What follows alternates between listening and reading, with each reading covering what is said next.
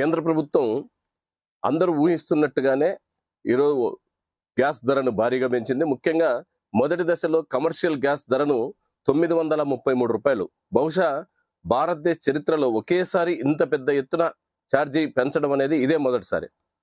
2014లో నరేంద్ర మోడీ గారు అధికారంలోకి వచ్చే నాటికి ఎంతైతే కమర్షియల్ ధర ఉందో దాదాపు అంత ధరను ఒకేసారి పెంచిన సంఘటన ఈ సందర్భంగా మనకు కనపడుతుంది.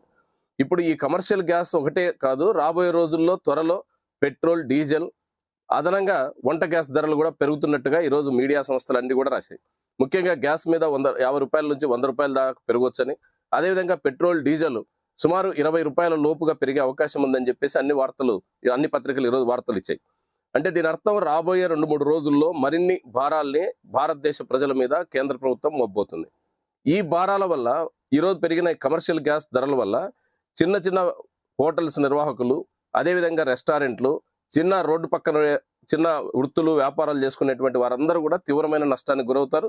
దీనిల మీద ఆధారపడిన అత్యధిక మంది వినియోగదారులు, పేదలు, మధ్యతరగతి ఉద్యోగులు, కార్మికులు, అసంఘటిత రంగ కార్మికులు, ఇట్లాంటి వాళ్ళే ఈ హోటల్స్ లో ఎక్కువ భాగం రోజువారీ కూలి మీద ఆధారపడి పనిచేసే వాళ్ళు ఈ హోటల్స్ లో వాళ్ళ రోజువారీ ఆహార అలవాటు తీర్చుకుంటారు.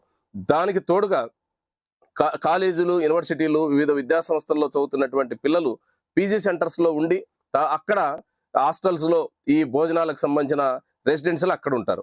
ఈ అందరి మీద అంటే అత్యధిక మందిగా ఉండేటువంటి సాధారణ మధ్యతరగతి ప్రజల మీద పెద్ద ఎత్తున ఈ కమర్షియల్ గ్యాస్ ధరలు పెరుగుతాయి.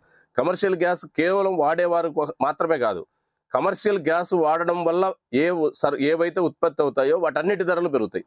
దీనికి తోడు చిన్న మధ్య తరహా పరిశ్రమలు కూడా తీవ్రంగా దెబ్బతింటాయి. ఎందుకంటే వారికి సప్లై చేసే గ్యాస్ కూడా వాణిజ్య గ్యాస్ కిందనే సప్లై చేస్తారు. తద్వారా ఇతర సరుకుల ధరలు కూడా పెరుగుతాయి. ఇది ఒకవైపు. రెండో వైపు ఇప్పుడు పెరుగుతాయని చెప్తున్నటువంటి పెట్రోల్, డీజిల్, వంట గ్యాస్ ధరలు పెరిగితే మరింత నేరుగా ప్రత్యక్షంగా ప్రజల మీద భారాలు పడతాయి. ఈ పెరుగుదలకు ప్రధాన కారణం కేంద్రం చెప్తున్నది, ఈరోజు మీడియా ప్రచారాలు చేస్తున్న వాటి ద్వారా తెలిసే విషయం, పశ్చిమాసియాలో జరుగుతున్న ఇరాన్ యుద్ధం ఈ ధరల పెరుగుదలకు కారణం అని చెప్తున్నారు. అది కొంతవరకు నిజమైండొచ్చు. పశ్చిమాసియా యుద్ధం వల్ల బ్యారెల్ చమురు ధర పెరిగింది.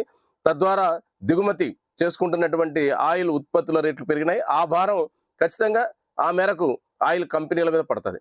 కానీ కేవలం పశ్చిమాసియా యుద్ధం ఒక కారణంతోనే ఈ గ్యాస్ ధరలు పెరగడం లేదు.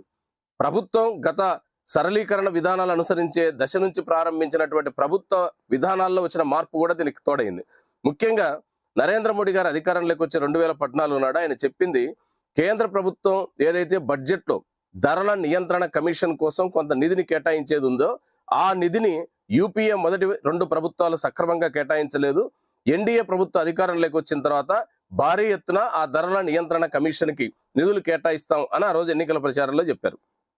కానీ దానివల్ల ఏం జరిగేది, ఆ ధరల నియంత్రణ కమిషన్ దగ్గర బడ్జెట్లో నుంచి కొంత నిధులు ఉంటే అంతర్జాతీయ చమురు ధరలు ఎగుడు దిగుళ్ళు జరిగినప్పుడు ఆ భారాన్ని ఈ కంట్రోల్ కమిషన్ నుంచి ఆ నిధుల నుంచి ఖర్చు పెట్టి తద్వారా ఆ భారం ప్రజల మీద పడకుండా నివారించే ఏర్పాటు ఉండేది. అది స్వాతంత్రం వచ్చినప్పటి నుంచి ఉంది. దాన్ని మరింత బలపరుస్తాం, దాన్ని మరో బలోపేతం చేస్తామని చెప్పి అధికారంలోకి వచ్చి ఈ 12 సంవత్సరాల్లో ఆ ధరల నియంత్రణ కమిషన్ అనే దానికి ఒక నయా పైసా కేటాయించకుండా దాన్ని టోటల్ గా మూసేసింది. తద్వారా అంతర్జాతీయ చమురు ధరలు తగ్గుతేనేమో కంపెనీలు లాభపడుతున్నాయి, అంతర్జాతీయ చమురు ధరలు పెరుగుతూనేమో ప్రజలు బాధపడుతున్నారు. అందుకని ఇది ప్రభుత్వ విధానంలో వచ్చినటువంటి ఓ ముఖ్యమైన అంశం. అదేవిధంగా గతంలో ఐఓసి కానీ లేదా మనకు గవర్నమెంట్ సప్లై చేసే ఆయిల్ కంపెనీలు ఏవైతే ఉన్నాయో ఇవి ప్రభుత్వ ఆధీనంలో ఉండేటివి. లాభ నష్టాల కంటే కూడా ప్రజా సంక్షేమాన్ని దృష్టిలో పెట్టుకొని ఈ ఆయిల్ కంపెనీలు ఆయిల్ సరఫరా చేసేటివి. ఒకవేళ ఎప్పుడైనా ధరలు పెరిగితే అంతర్జాతీయ మార్కెట్లో ఆ ధరల భారాన్ని ప్రజల మీద వేయకుండా తమకు వచ్చిన గత లాభాల నుంచి కొంత భరించేవి. కానీ ఈరోజు పేరుకు ప్రభుత్వ ఆయిల్ కంపెనీలు ఉన్నాయి, కానీ మొత్తం మార్కెట్ అంతా కూడా ప్రైవేట్ ఆయిల్ కంపెనీల చేతుల్లోకి పోయింది. నయారా కానీ, అదేవిధంగా ఈరోజు రిలయన్స్ కంపెనీ కానీ, జియో కంపెనీలు, వీళ్ళ చేతుల్లో ఆయిల్ కంపెనీలు ఉన్నాయి. అందుకని వారి లాభ నష్టాలని దృష్టిలో పెట్టుకొని తమకు లాభం కలిగినప్పుడేమో ఆ లాభాన్ని అంతా తమ ఖజానాలు వేసుకుంటారు, తమకు నష్టం వచ్చినప్పుడు మాత్రం వెంటనే ప్రజల మీద భారాలు వేసి ఆ భారాలు వేయడానికి ప్రభుత్వాన్ని ఉపయోగించుకుంటున్నారు. కాబట్టి మేము ప్రభుత్వాన్ని ఈరోజు కోరుతున్నది, పశ్చిమాసియా యుద్ధం వల్ల ఈ పరిస్థితి వచ్చిందనే మాటను చెప్పి ప్రజల మీద భారం వేయడం కాదు, ఈ భారాన్ని నియంత్రించడానికి అవసరమైనటువంటి ధరల నియంత్రణ కమిషన్ పునరుద్ధరించాలి. అదేవిధంగా ప్రభుత్వ ఆయిల్ కంపెనీల్ని బలోపేతం చేసే విధానాల్ని నిజంగా దేశ ప్రజల మీద మీకు ఏమాత్రం ప్రేమ ఉన్నా తక్షణం ఈ చర్యలు చేపట్టాలని చెప్పేసి ఈరోజు ప్రభుత్వాన్ని సిపిఎం డిమాండ్ చేస్తుంది.